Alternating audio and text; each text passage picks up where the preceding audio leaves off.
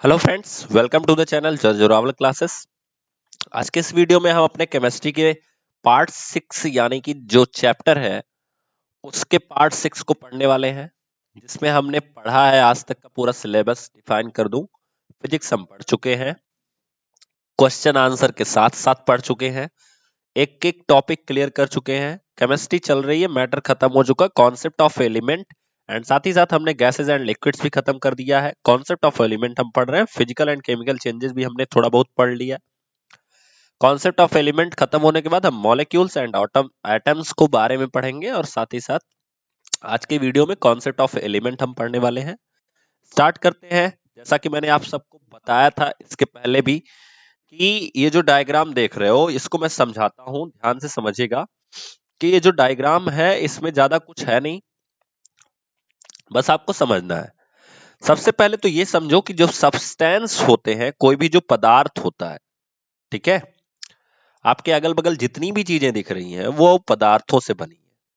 वो दो तरह के होते हैं, एक होता है प्योर सब्सटेंस और एक होता है इम्प्योर सब्सटेंस। देखो, प्योर सब्सटेंस क्या होता है कि जैसे अगर मैं कहूं कि एक डिब्बा है, उसमें चीनी रखी है, केवल केवल चीनी रखी है, तो वो जो चीनी का एक एक दाना है उसमें वही प्रॉपर्टी पाई जाएगी जो हर दाने में पाई जाएगी। समझ रहे हो? तो इसे हम बोलते हैं प्योर सब्सटेंस। लेकिन इसी चीनी में थोड़ा सा नमक डाल दें या सॉल्ट डाल दें, ठीक है, या कह सकते हो कि चीनी को पानी में डाल दें। मान लो पानी है तो उसमें हमने चीनी डाल दिया थोड़ा सा, तो अब ये जो पानी बन गया ना, ये जो शरबत बना है या ये जो घोल बना है, ये इम्प्योर हो जाता है। क्यों हो जाता है उसकी और प्रॉपर्टी समझो। इस सारे दाने की जो बॉइलिंग पॉइंट होगी या मेल्टिंग पॉइंट होगा वो बिल्कुल सेम होगा, मतलब इसके हर दाने किसी न किसी निश्चित ताप पर ही पिघल जाएंगे या गल जाएंगे। लेकिन अगर, हाँ देखो एक और एग्जांपल समझो, अगर केवल पानी है तो वो प्योर सब्सटेंस है, ठीक है, क्योंकि इसका जो बॉइलिंग पॉइंट है वो 100 डिग्री सेंटीग्रेड हो जाएगा, इस पे ये उबल जाएगा। लेकिन इस पानी में अगर आपने चीनी डाल दी या कुछ और चीजें डाल दी तो जरूरी नहीं है कि 100 डिग्री सेंटीग्रेड पे उबल जाए, क्योंकि अब इससे चीनी के भी बॉइलिंग पॉइंट को मैनेज करना होगा। सो सिंपल से वर्ड्स में समझो, प्योर वो चीजें होती हैं जिसका फिक्स्ड बॉइलिंग पॉइंट होता है, जिसके हर एक दाने की क्वालिटी सेम होती है, उसे बोलते हैं हम प्योर सब्सटेंस, ठीक है। इम्प्योर का क्या होता है, जिसमें डिफरेंट बॉइलिंग पॉइंट होता है, जो भी उसमें एलिमेंट्स या कह सकते हो उसमें चीजें पाई जाती हैं उसमें डिफरेंट बॉइलिंग पॉइंट होता है। अब प्योर सब्सटेंस के अंदर एक आता है एलिमेंट और दूसरा आता है कंपाउंड, ठीक है। अगर आप लोग मेरे पिछले वीडियो देखे होंगे तो आपको समझ में आएगा, ठीक है। Element and compound. अब इम्प्योर के अंदर आता है मिक्सचर। सिंपल है, मैंने अभी आपको बताया कि अगर हम चीनी में पानी डाल दें या पानी में चीनी डाल दें तो एक मिक्सचर ही तो तैयार होगा। तो इम्प्योर में मिक्सचर आता है। मिक्सचर दो तरह का होता है, ठीक है। एक होता है होमोजीनियस, होमोजीनियस जिसमें सॉल्यूशन आता है। क्या आता है? सॉल्यूशन आता है। जितने भी सॉल्यूशन होते हैं वो होमोजीनियस मिक्सचर है। और एक आता है हेटेरोजीनियस मिक्सचर। हेटेरोजीनियस मिक्सचर जो होते हैं, ठीक है, हेटेरोजीनियस मिक्सचर जो होते हैं उनमें दो तरह के मिक्सचर आते हैं। एक आता है सस्पेंशन, इन सब के बारे में हम लोग पढ़ चुके हैं लास्ट कुछ वीडियोज में। और दूसरा होता है कोलाइडल विलयन। तो अगर क्वेश्चन कैसे आता है, सॉल्यूशन किस तरह का है, किस तरह का सब्सटेंस है, तो इम्प्योर सब्सटेंस है, ठीक है। सॉल्यूशन किस तरह का मिक्सचर है, तो होमोजीनियस मिक्सचर है। एलिमेंट्स किस तरह का सब्सटेंस है, तो प्योर सब्सटेंस है। कंपाउंड किस तरह का सब्सटेंस है, तो प्योर सब्सटेंस है। जैसे हमने पानी को बोला पानी प्योर सब्सटेंस है, मैंने बोला ना यहाँ पे। क्यों? क्योंकि पानी कंपाउंड है। देखो, कंपाउंड का मतलब क्या होता है कि जो एक फिक्स्ड रेशियो में बंधे होते हैं, जैसे इनका रेशियो 2:1 है या 1:2 है, तो इसी रेशियो में ये बनेगा। पानी जो बनेगा वो हाइड्रोजन के 2 मॉलिक्यूल और ऑक्सीजन का 1 मॉलिक्यूल। हम पढ़ेंगे नेक्स्ट चैप्टर में, जब मॉलिक्यूल एंड एटम्स पढ़ेंगे तो वहां पे डिटेल में पढ़ेंगे, ठीक है। सो दैट्स वाई कंपाउंड के पास भी फिक्स्ड रेशियो होता है। आप जब पढ़ते होगे यौगिक की परिभाषा तो उसमें लिखा रहता है कि एक निश्चित अनुपात में जब मिले हो तो उसे हम कंपाउंड कहते हैं, लेकिन जब उनका अनुपात निश्चित ना हो तो उसे हम क्या कहते हैं, मिश्रण कहते हैं। ऐसे रटे होगे बचपन में आप, समझ में आ रही बात। तो इतनी चीजें हमने पिछले 5 से 6 वीडियो में, जो भी हमारा वीडियो है वो सब कवर किया है, यहां से लेके ये सारी चीजें। आज मैंने प्योर इसलिए आपको समझाया क्योंकि हम पढ़ने जा रहे हैं एलिमेंट को, तो आपको क्लियर होना चाहिए कि अब हम चीनी के एक एक टुकड़े की प्रॉपर्टी को पढ़ने जा रहे हैं, ये सब एलिमेंट के अंदर आएंगे, ठीक है। चलिए स्टार्ट करते हैं। तो हम देखते हैं एलिमेंट होता क्या है। सबसे बड़ी चीज, एलिमेंट होता क्या है।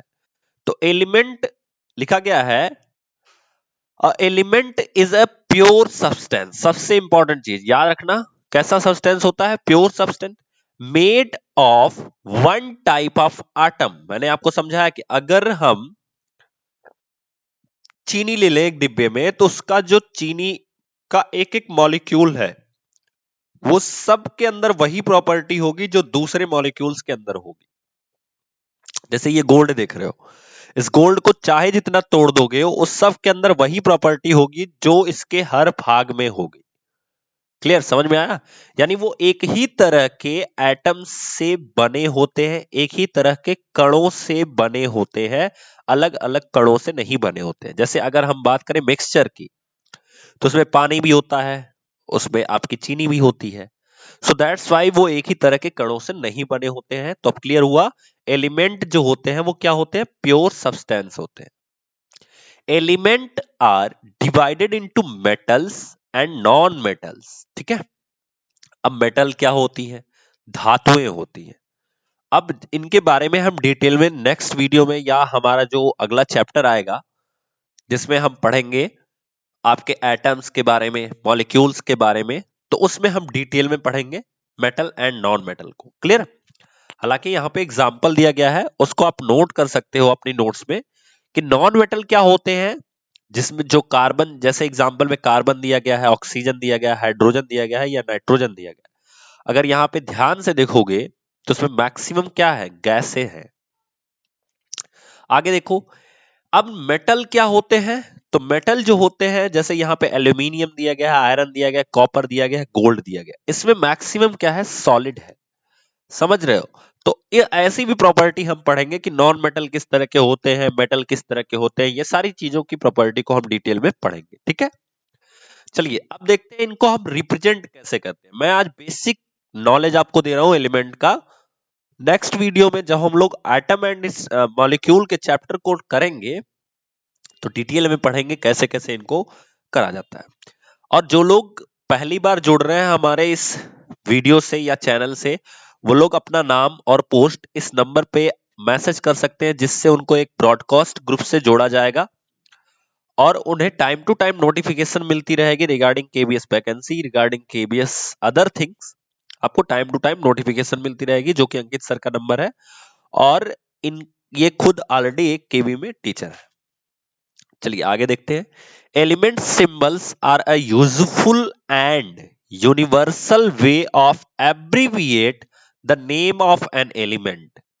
तो एब्रीविएशन का मतलब समझते हो, शॉर्ट फॉर्म। जैसे हम लोग पढ़ते हैं BSc, तो बैचलर ऑफ साइंस, हमने पढ़ा BA bachelor of art, MA, इसे बोलते हैं एब्रीविएशन। ऐसी चीजों को हम क्या बोलते हैं, एब्रीविएशन। तो जो एलिमेंट के सिंबल्स होते हैं वो useful are a useful and universal way to abbreviate the name of an element. तो सिंबल्स जो होते हैं, जैसे मान लो यहाँ पे हाइड्रोजन को किससे लिखा गया है, H से, तो H का मतलब ये हो गया कि ये पूरे विश्व स्तर पे इस H को कहीं लिखा गया, अगर मान लो HCl लिखा गया, तो चाहे इंडिया में पढ़ो चाहे जहां पढ़ो, इस H का मतलब होगा हाइड्रोजन ही। यानी ये एब्रिविएशन है किसका, हाइड्रोजन का। क्लियर, शॉर्ट फॉर्म है किसका, हाइड्रोजन का। अ केमिकल सिंबल हैज 1, 2 और 3 लेटर टेकन फ्रॉम, ये ध्यान रखना, ये बहुत इंपॉर्टेंट लाइन है, आपसे पूछा भी जा सकता है कि जो एलिमेंट का नाम होता है वो किस किस लैंग्वेज में होता है या कितने लेटर्स उसमें लिए जा सकते हैं। तो the a chemical symbol has 1, 2 or 3 letters taken from the name of the element it represents, either English or Latin. Mind it, जैसे हम लोग पढ़ते हैं सोडियम, तो सोडियम को अगर हम इंग्लिश में रिप्रेजेंट करें तो यस से करना होगा, बट हमने यस से नहीं रिप्रेजेंट किया, हमने किससे रिप्रेजेंट किया, एन ए से। और इससे ये एन ए जो है वो कहां से लिया गया है, वो लैटिन लैंग्वेज से ली गई है। अब जिस तरह से लैटिन एक लैंग्वेज है जो आपको साइंस में हर जगह मिलती है, उसी तरह से हमारे देश में सबसे पुरानी, या कह सकते हो कि सबसे पुरानी जो भाषा है वो कौन सी है, संस्कृत है। आपको सर पढ़ाएंगे कि संस्कृत से कैसे कैसे किसी चीज का आगे वाली जो भाषाएं हैं उनका उदय कैसे होता है संस्कृत से, कैसे प्राकृत आती है, कैसे पाली आती है, ठीक है, फिर कैसे अपभ्रंश आती है, फिर कैसे हिंदी आती है। तो सोचो हिंदी का ये जो वर्ड है, और आज जो हम हिंदी बोल रहे हैं ना वो टूटी हिंदी बोलते हैं, टूटी हुई हिंदी बोलते हैं। तो हिंदी भी अब टूट चुकी है, समझ रहे हो। और इसके जो उदय है वो कहां से है, संस्कृत से है।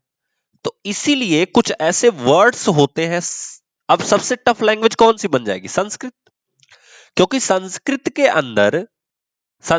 अंदर प्राकृत भी होगी, पाली भी होगी, अपभ्रंश भी होगी। खैर हमें लैंग्वेज तो पढ़ना नहीं है। मैं समझा रहा था सोडियम को Na से क्यों रिप्रेजेंट किया गया, क्योंकि हमने सल्फर को, याद रखना, सल्फर को हम S से रिप्रेजेंट कर चुके थे, इसी वजह से सोडियम को हमें लैटिन भाषा के नाम से रिप्रेजेंट करना पड़ा। तो आई होप आपको क्लियर हुआ होगा। क्लियर। आगे दिया गया, the first letter in a symbol is always capitalised. ध्यान से देखना, जो फर्स्ट लेटर होगा सिंबल को रिप्रेजेंट करने में वो क्या होगा, कैपिटलाइज्ड होगा, मतलब कैपिटल लेटर में होगा। And any other letter is always lower case, और जो अदर होते हैं वो छोटे होंगे। जैसे सोडियम में जब हमने Na लिया तो N कैपिटल में है और A क्या है, स्मॉल में है। इसी तरह से आयरन का जो फेरस है, देखो ये फेरस लैटिन वर्ड है और उसे आयरन बोलते हैं, ठीक है। तो फेरस का जो F है वो कैपिटल है, E क्या है, स्मॉल है। तो इनमें सबसे इंपॉर्टेंट क्वेश्चन यहां से बनता है कि जो हम नाम लेते हैं एलिमेंट्स का वो किन किन लैंग्वेज पे, तो इंग्लिश एंड लैटिन पे। कैसे लिया जाता है, पहला लेटर कैपिटल होगा, दूसरा क्या होगा, स्मॉल होगा।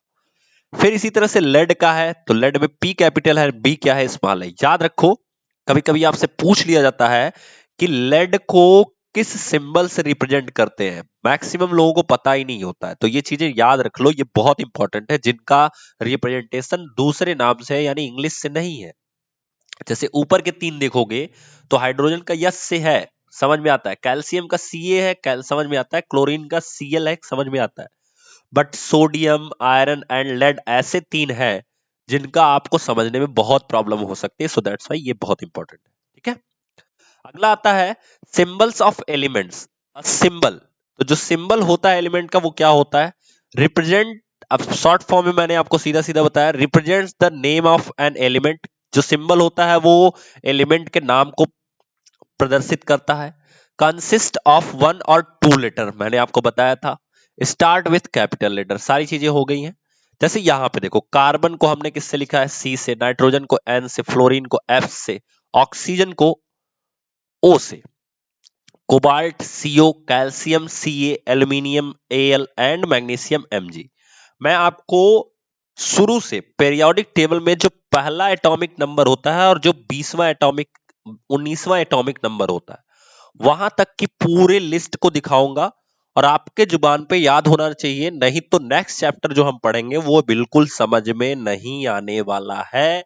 ये मैं लिख के दे रहा हूं, और क्वेश्चन वहीं से आया था लास्ट ईयर, मैं अभी दिखा भी दूंगा, ठीक है। अब देखिए कि हाइड्रोजन को हम किससे रिप्रेजेंट करते हैं, S से, और इसका एटॉमिक नंबर जो है वो 1 है। कितना है, 1 है, इस चीज को याद रखिएगा, ठीक है। ये जो आप पढ़ रहे हो, number of protons, number of neutrons, number of electrons, ये सब चीजें हम लोग नेक्स्ट चैप्टर में डिटेल में पढ़ने वाले हैं कि आखिर ये कैसे होता है, कैसे इसका एटॉमिक मास निकालते हैं, कैसे हम इसका एटॉमिक कह सकते हो कॉन्फ़िगरेशन करते हैं। तो ये सारी चीजों को हम डिटेल में पढ़ेंगे नेक्स्ट चैप्टर में। लेकिन अभी आपको याद होना चाहिए कि अगर मैं हाइड्रोजन बोलूं तो आपको पता होना चाहिए कि उसका एटॉमिक नंबर कितना है, 1 है, यानी वो पहले नंबर का एलिमेंट है। अगर मैं हीलियम बोलूं तो आपको पता होना चाहिए वो दूसरे नंबर का एलिमेंट है। ये सब बातें हम बाद में डिस्कस करेंगे कि हाइड्रोजन की प्रॉपर्टी क्या होती है, हीलियम की प्रॉपर्टी क्या होती है, लिथियम की प्रॉपर्टी क्या होती है। लेकिन आपको याद होना चाहिए hydrogen, helium, lithium, beryllium, boron, carbon, nitrogen, oxygen, फिर फ्लोरीन एंड नियॉन। अब याद करने का तरीका क्या है, देखो आपको याद करना 19 है, ठीक है। पांच नाम, पांच नाम उठा लो और पांच नाम को 5 5 5 5 5, समझ रहे हो? मतलब एक बार पढ़ो पांचों को, दो बार पढ़ो पांचों को, तीन बार पढ़ो, चार बार पढ़ो, पांच बार पढ़ो। मतलब एक बार जब इस पांच को उठाया आपने तो 5 बार पढ़ना है। लाइक ये कैसा है ये पता है, ये किस तरह से है? मैथमेटिक्स में इसको प्रोबेबिलिटी बोलते हैं। अगर दो सिक्के या दो पासे हम उछाल रहे हैं तो ऐसे ही उनकी डिजाइनिंग बनती है, ठीक है। खैर मैथमेटिक्स नहीं पढ़नी है।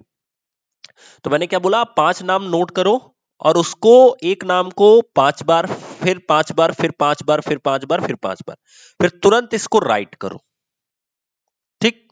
फिर नेक्स्ट जब 5 उठाओ, याद रखो, तो ये 5 आपको हर बार बोलने ही बोलने हैं, अगले 5 को भी बोलना है। 1 घंटे के अंदर, विद इन 1 आवर आपको ये पूरा याद होगा। और विथ गारंटी बता रहा हूं, 20 एटॉमिक नंबर जिसको याद हो गया है, क्वेश्चन यहीं से मिल जाएगा और आप उड़ा के चले जाओगे। अब मैं एग्जांपल देता हूं। ये पूछा गया था आपके एग्जाम में, सोडियम का आपसे पूछा गया था इलेक्ट्रॉनिक कॉन्फ़िगरेशन। बच्चा, इलेक्ट्रॉनिक कॉन्फ़िगरेशन तब करोगे जब आपको पता होगा कि एटॉमिक नंबर कितना होता है। जब ये पता ही नहीं होगा तो आप कर ही नहीं सकते हो। जाके देखना प्रीवियस ईयर क्वेश्चन में, इस सोडियम का एटॉमिक सॉरी इलेक्ट्रॉनिक कॉन्फ़िगरेशन आपसे पूछा गया था। वो तभी हो सकता है जब आपको ये एटॉमिक नंबर याद हो। तो अगर आपको एक नंबर बनाना है तो 1 घंटा मेहनत करनी पड़ेगी। क्लियर? चलिए, जिनको याद है उनकी बहुत अच्छी बात है। और कुछ, हाँ, कुछ लोगों को यहाँ पे सस्पेंस हो रहा होगा कि सर क्लोरीन का जो एटॉमिक मास लिखा है वो 35 लिखा है, ये एक्चुअल में 35.5 होता है, ठीक है। इसके बारे में भी हम डिस्कस करेंगे जब आगे हम मॉलिक्यूल्स एंड अदर थिंग्स को जब हम पढ़ेंगे तो वहां पे हम डिस्कस करेंगे। क्लियर? चलिए, तो आज के लिए इतना ही दोस्तों। नेक्स्ट वीडियो में टेस्ट के लिए प्रिपेयर रहिएगा, ये आपका टेस्ट होगा। तब तक के लिए थैंक यू सो मच।